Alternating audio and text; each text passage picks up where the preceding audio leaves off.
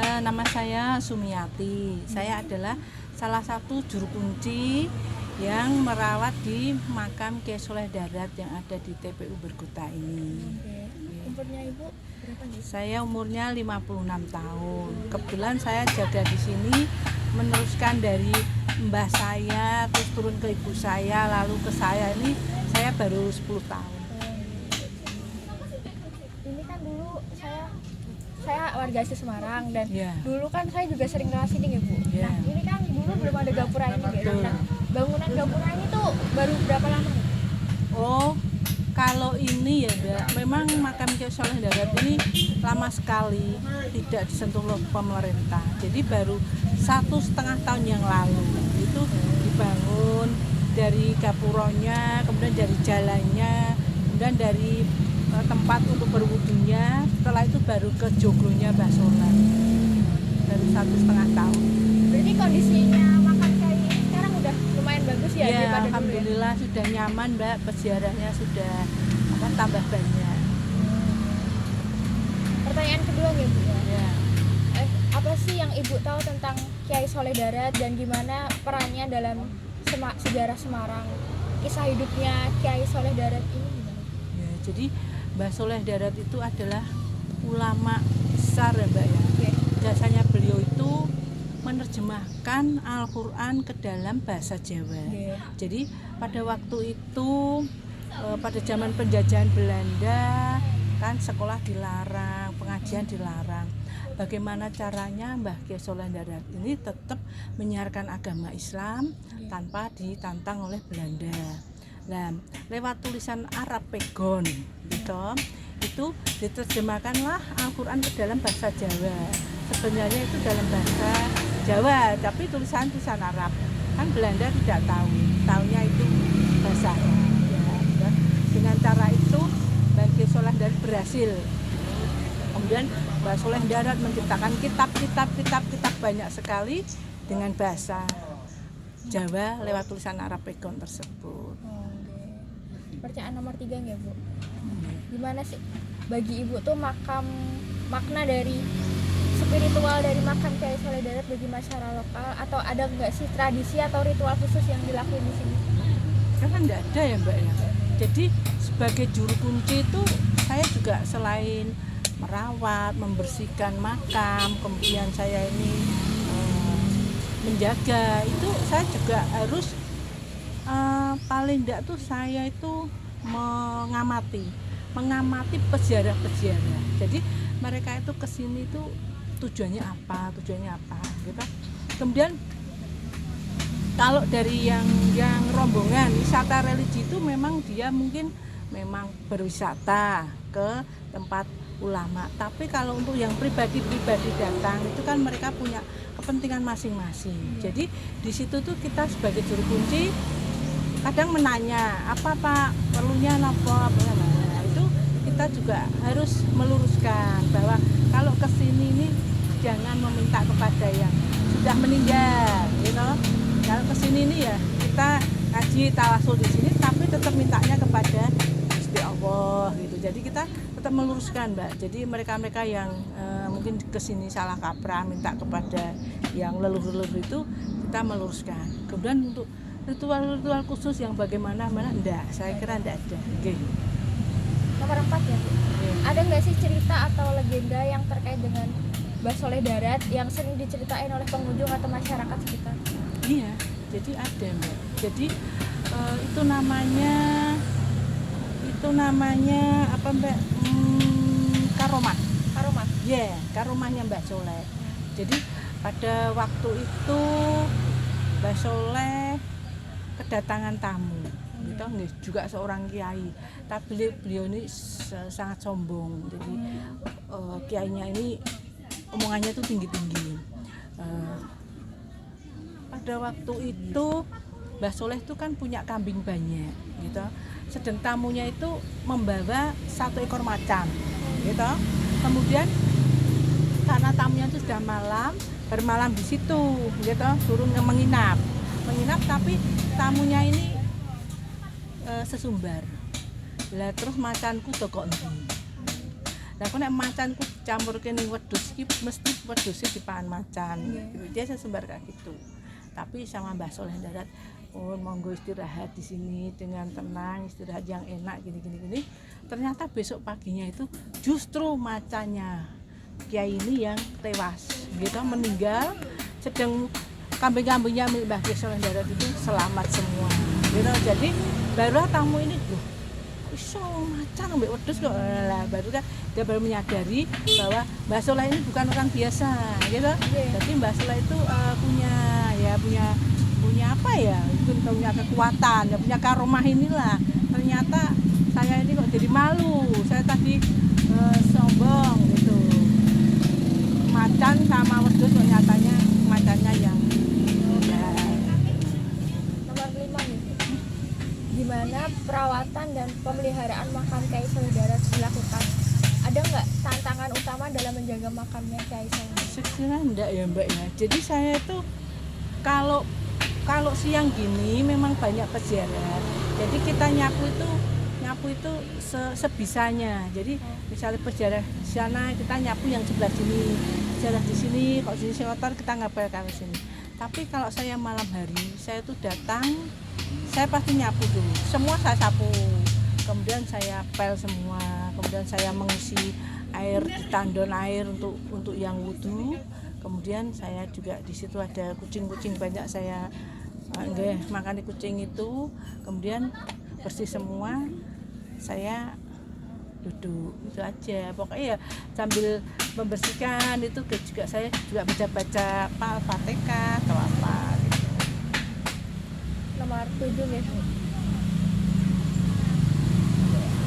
Apakah ada kegiatan atau acara khusus yang diselenggarakan di makam ini untuk memperingati Kiai Soleh Darat? Kalau ada itu gimana acara-acara tersebut dilakukan? Jadi itu namanya hall Mbak. Hall ya, hallnya Kiai Soleh Darat itu kebetulan tahun ini itu ke 124 ya.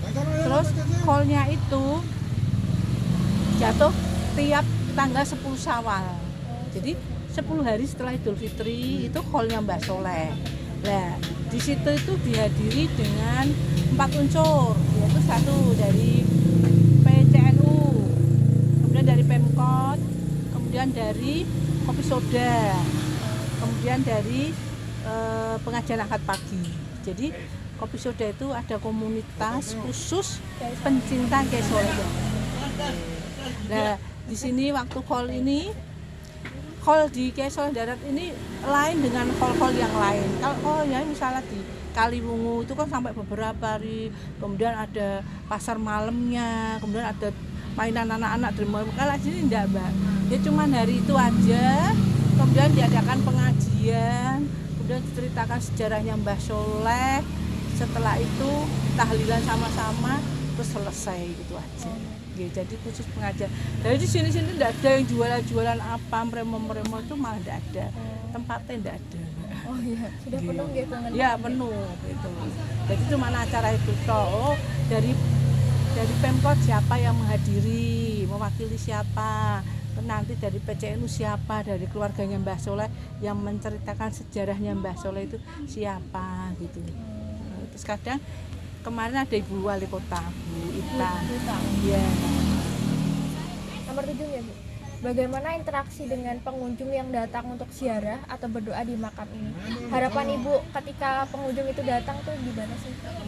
Iya. Jadi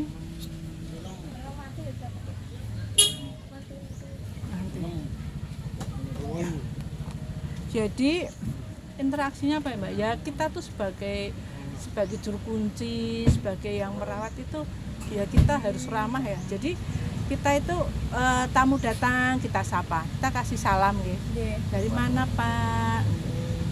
Assalamualaikum, dari mana? Oh ya, apa rombongan, apa keluarga, apa sendiri gitu. Jadi terus di sini keperluannya apa? Kalau mereka memang keluarga atau apa? Oh ya Mbak, doakan ya Mbak naik haji gitu, nanti tanggal ini. Oh ya, monggo Pak, monggo ngajirin, udurin, ngajirin. Jadi kita tuh mengarahkan. Jadi kita tuh sebisa mungkin maksudnya apa ya? bekerja sama, maksudnya ramah dengan tamu. Harapannya ketika pengunjung datang tuh ke makam Kiai Solider, harapan ibu tuh? Ya harapannya itu setelah di sini sudah ada tempat wudhu, sudah ada nyaman gitu. Ya berharap selain kita mendoakan gitu, pari ya semoga sehat Pak, panjang umur, Bapak nanti bisa kesini lagi gitu. Jadi harapannya tuh ya di sini tuh pengunjung itu jadi apa ya, ayem. Jadi pengunjung tuh jadi puas karena yang diharapkan cita-citanya itu berharap di sini nanti tercapai dengan didoakan oleh Allah gitu. Kan banyak problem tuh Mbak, yang kesini tuh ada yang mau haji, ada yang anaknya pengen jadi tentara, ada yang pengen masuk universitas gitu, ada juga yang karena sakit terus di Karyadi gitu mereka kesini, ada juga yang utangnya akeh gitu, ada juga yang mungkin suami kok istrinya pergi gitu Mbak, mungkin anaknya nakal, kan banyak sekali problem itu. Nah, tapi setelah kita doakan ya Pak, paringnya sehat dengan paring, mereka seneng Mbak. Oh nggih Mbak, saestu Mbak, anak itu loh Mbak, pun bangun enggak punya keturunan kan misalnya gitu. Enggak punya keturunan Mbak, doakan Mbak gini-gini. Ya Pak, gitu. Jadi mereka tuh seneng. Nomor 9 Ibu, dalam pandangan Ibu tuh gimana sih yang dilakukan untuk meningkatkan pemahaman dan penghormatan terhadap warisan Kiai Solidarat di kalangan masyarakat dan pengunjung? Jadi kayak gimana sih cara masyarakat sekitar untuk meningkatkan pemahaman dan cara menghormati terhadap warisan Kiai Solidarat? Jadi ya Mbak ya, saya pun ketika saya jadi juru kunci di sini tuh saya tuh juga mulai memahami Mbak, ternyata Islam itu banyak gitu. Islam itu banyak. Jadi enggak cuman NU kesini paling nanti yasinan, tahlilan terus sudah selesai. Terus kalau Muhammadiyah sih enggak pernah kesini ya Mbak ya. Terus nanti ada apalagi ada itu saya bingung Mbak. Saya enggak bingung sih, cuman apa meneh. Jadi cara mereka itu ke Mbah Soleh itu berbagai jenis memakai media ya Mbak ya. Jadi yang pakai ungsua gitu toh. Terus ada lagi harus pakai menyan gitu. Ada lagi yang itu apa ya? Ngajine itu diulang-ulang terus Mbak, diulang sampai kamu banyak sekali. Itu model apa lagi? Ada yang mereka tuh pakai puisi. Puisinya tuh sampai menangis menderu-deru gitu. Ya Allah, ampunilah. Sehingga yang lain itu ikut menangis karena itu toh intonasinya itu kan kayak gitu. Ya Allah, paringnya ya Allah gitu. Ada lagi. Terus ada yang mereka itu sama-sama apa ya, ngaji tapi pakai gaya. Gini, saya kira apa meneh to gitu. Ki apa meneh model apa meneh. Tapi ternyata mereka kan juga punya pengikut toh, Mbak. Satu terus pakai jenggot, pakai hijrah, juga ada lagi besok lagi rombongan dari mana? Dari Tangerang. Semua pakai jilbab, cadar hitam semua, pakainya hitam toh, Mbak. Minta dipoto bareng. Geli apa enggak Mbak? Dan Mbak apa tahu yang Mbak itu mana? Semua hitam-hitam kayak gini toh Mbak. Lah kan enggak tahu toh lagi kita foto itu buat apa gitu lagi. Nah, tapi jujur Bu minta tolong foto Bu, foto. Sing di ireng. Sadar semua gitu. Jadi saya gini, ternyata Islam itu yang benar aneka ragam gitu. Ternyata setelah kesini tuh mereka pakai ini. Kadang saya pernah Mbak, Pak mau enggak usah pakai gini-gini kan hongswa itu pusing toh Mbak, banyak kan. Pak iso Mbak, kamu enggak nganggo iki rak ketemu Mbah Soleh gitu. Terus nanti kalau pakai menyan Mbak kotor semua Mbak kanune gitu. Tapi kadang-kadang iki dia sulit ya Mbak ya. Ya jadi itu, pemahaman tentang peninggalan Mbah Soleh itu ya mereka dengan versinya masing-masing gitu. Itu nama Islam apa saya juga tidak tahu. Islam apa tapi kan sama-sama ngaji unik gitu Mbak. Berarti caranya beda-beda. Beda-beda, nggih.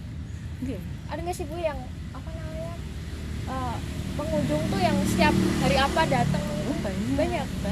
Jadi ini belum datang Mas Haji itu dari 1998 sampai sekarang tiap hari Mbak. Jadi kalau biasanya pulang kerja ya gini nih datang. Kalau enggak koper malam, kalau enggak malam besok pagi sudah ke sini lagi. Itu terus tiap hari. Nggih, bertahun-tahun sejak 98 loh, Mbak. Berarti sebelum Ibu jadi juru kunci ya? Iya. Saya masih sekolah SMA, sudah tahu itu sering ke sini. Sampai sekarang sampai punya istri sampai anak 2 tetap ke sini. Itu apa ya Mbak? Maksudnya berapa tahun ini? 98 26 tahun Mbak. Gitu, 26 tahun jalan. Dulu tuh jalan Mbak, dulu kan adanya cuman bis kota gitu ke sini jalan Daihatsu. Sekarang kan enak, kadang-kadang naik Gojek, kadang pakai keluarganya naik Grab kan gitu. Tapi tiap hari datang. Terus yang lain-lain itu mengikuti banyak baru 7 tahun. Baru gitu. Tiap hari Mbak. Berarti itu yang terlama 26 tahun? Iya. Nggih. Pertanyaan terakhir ya Bu. Iya. Harapan Ibu untuk masa depan terkait dengan pelestarian makam Kiai Soleh Darat dan warisannya di Semarang? Kalau harapan saya begini Mbak. Saya ini kan juru kunci gitu. Saya juru kunci, saya ini membersihkan makam Mbah Soleh, saya merawat Mbah Soleh. Itu meskipun saya itu ikhlas lillahi ta'ala gitu. Tetapi alangkah baiknya kalau pemerintah itu juga memikirkan kita gitu gitu. Paling enggak lah ada uang kompensasi gitu. Jadi ya untuk apa ya Mbak ya? Ya selain untuk penyemangat tapi kan kita tuh lebih sungguh-sungguh toh gitu. Karena apa Mbak? Di sini nih kalau Mbak nanti naik ke atas Mbak itu heran.